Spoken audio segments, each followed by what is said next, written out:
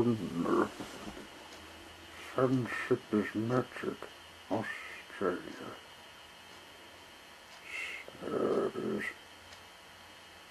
6, Episode 2. The Abidjan Connection Surprise. Spec, Applebaum, Scottish Law, and Sweetable. In the hide made, it was made from them in the ages, and what they have hidden is the treasure chest of gems. Sweetable was drawing some artwork of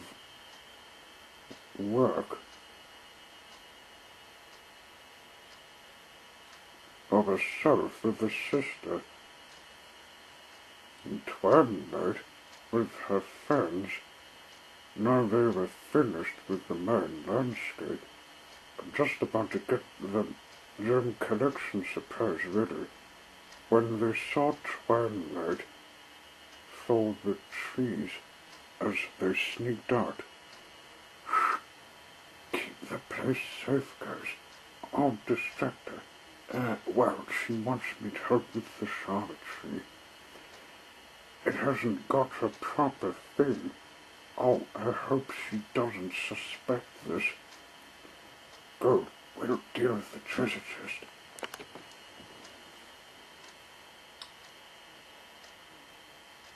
They began the plot while Spike helped Twilight.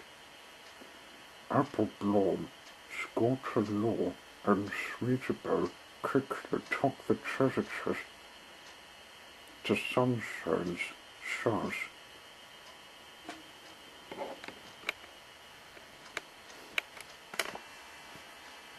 And shut the door.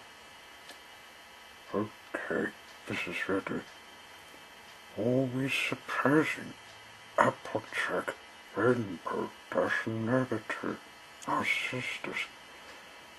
They've been wondering what we were doing in our common. We also got out our landscape of harbors. We made them in the hidden mine, ready. Or else always surprising. Twilight Sparkle, Fluttershy, and Rainbow Dash. Our friends. Twilight Sparkle, Fluttershy, and Pinkie Pie, our friends. Specs shall be back in a second now, and we shall give them to Princess Celestia. Don't tell her this too. Here, Spec. Girls, you'll better come with me.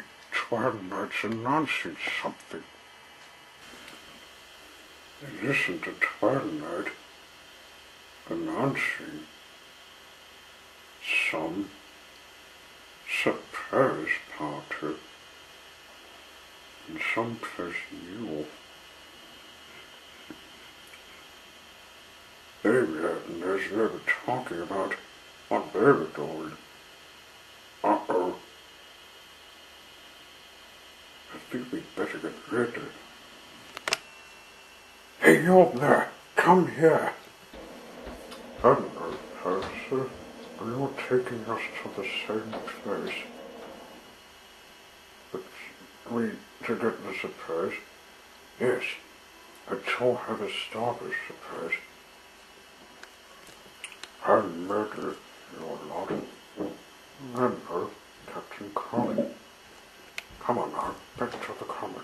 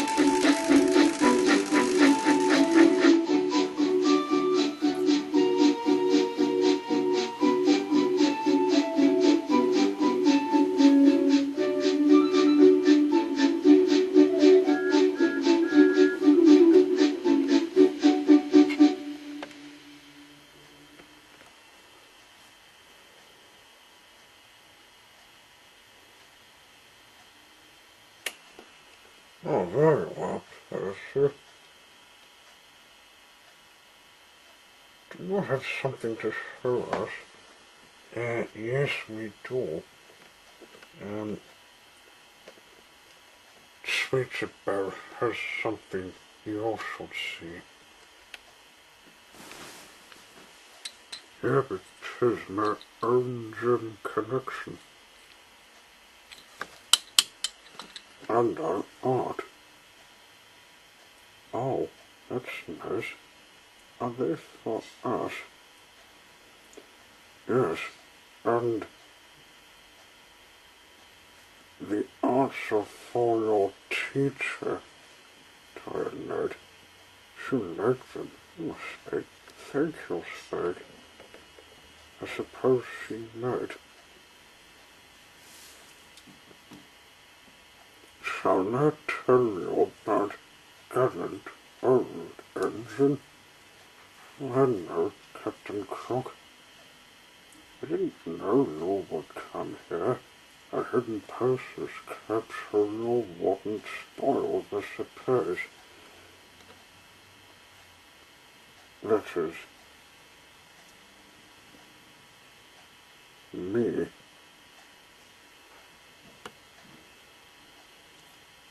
Have you heard about gallant old engine? No. Oh well, I might as well tell it again. Magic, please, Twilight. Oh, okay.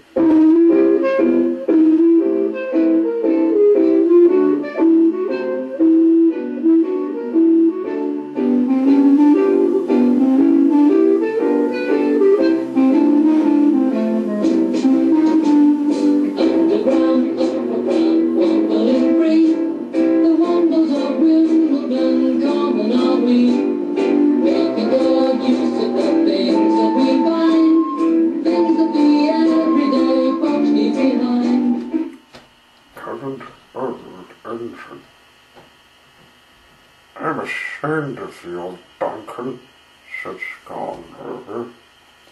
You should think of your passengers. Passengers are just nuisances. They're always complaining. Scarnrover was shocked.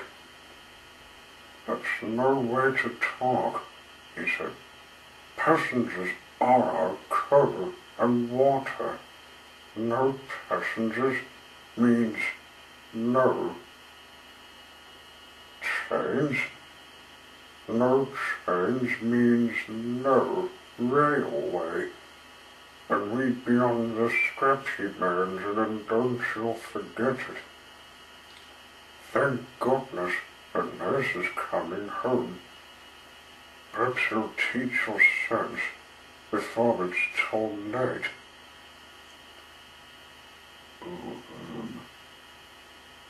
What does a nurse do then? Well, the nurse saved our railway, said Scarnrover.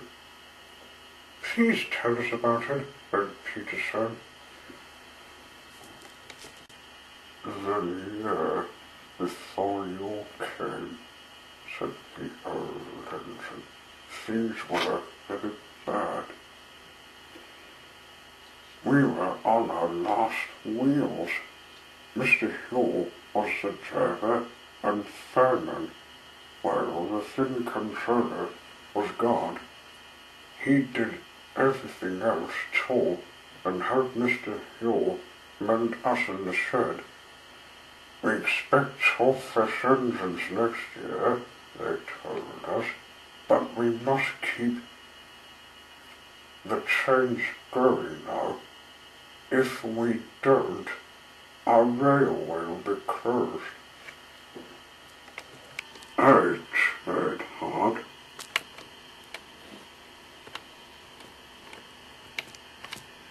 Oh, I couldn't do much, but the nurse understood. It's my turn now, he said. You've done more than your share of hard work.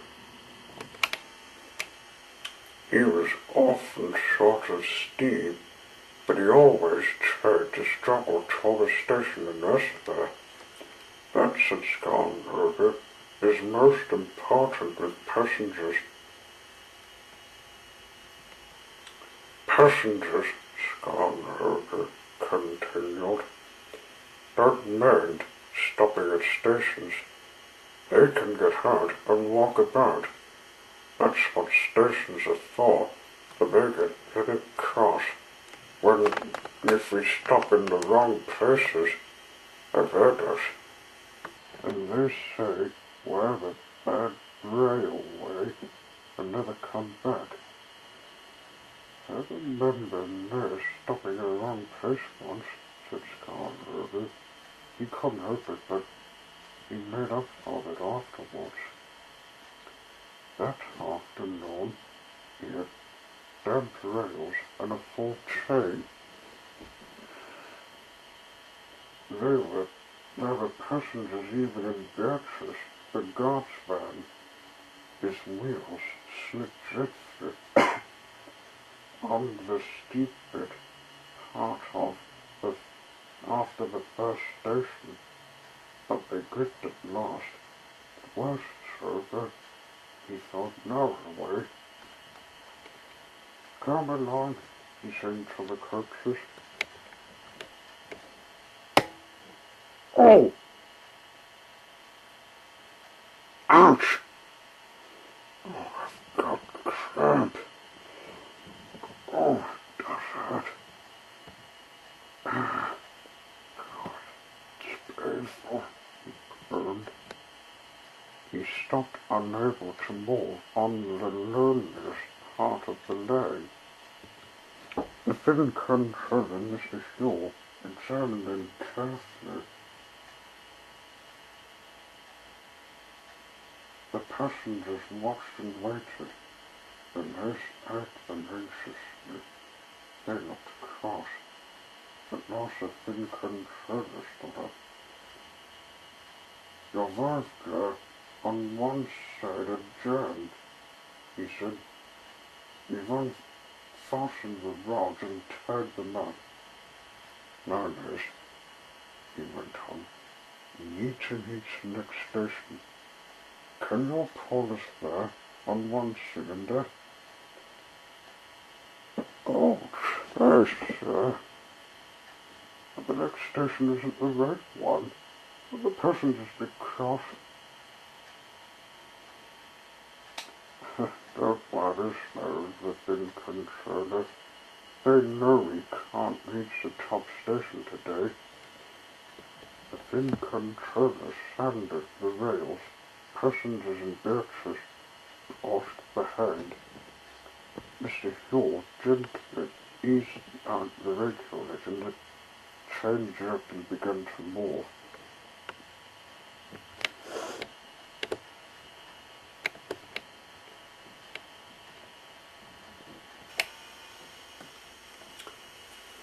After some struggle, Trip, he got there and settled beneath. We've got there at last. It's proud of you I am indeed. All the nurse remembered about the journey down was having to go on going on. The passengers fainted. We expected a long walk, but you brought us home. We'll come again and be our friends. You're a gallant little engine, said the thin controller. When you're rested, we'll mend you ready for tomorrow. Was a nurse always ready for tomorrow? Always, said Scarlet. Whatever happens, the nurse always pulled his chains. It was Duncan who broke the silence.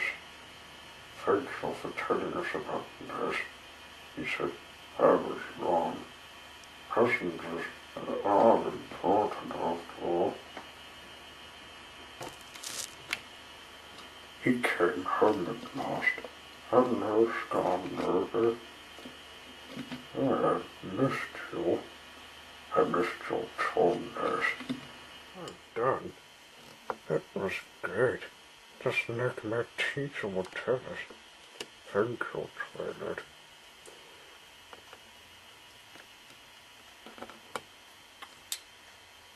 I've read that book, Starry, in the Big Connection book.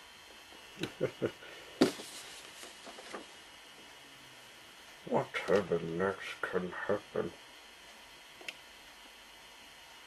I'll always have to find out.